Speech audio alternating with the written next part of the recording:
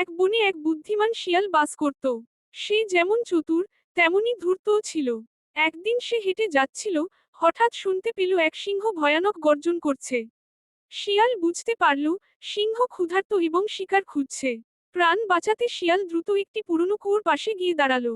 সিংহ তাকে দেখতে পেয়ে বলল, তুই এখানে কি করছিস? শিয়াল বলল, মহারাজ, আমি আপনাকে একটা গোপন কথা বলতে এসেছি। এই কুয়োর মধ্যে আরেকটা সিংহ আছে, সে বলছে সে নাকি এই বনের রাজা। সিংহ রেগে গিয়ে কুয়োর মধ্যে তাকালো।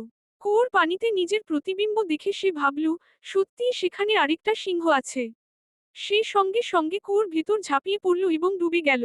শিয়াল হাসতে হাসতে বলল, বোকা সিংহ, নিজের ছায়া চিনতে পারলে না, আর রাজা হতে চাস? এইভাবে শিয়াল তার বুদ্ধিমত্তা দিয়ে নিজের প্রাণ বাঁচাল এবং বনবাসীদেরও সিংহের ভয় থেকে রক্ষা করল। নির্দেশনা: এই কাহিনী থেকে আমরা শিখি, বুদ্ধি ও ধৈর্য দিয়ে যেকোনো বিপদ থেকে মুক্তি পাওয়া যায়।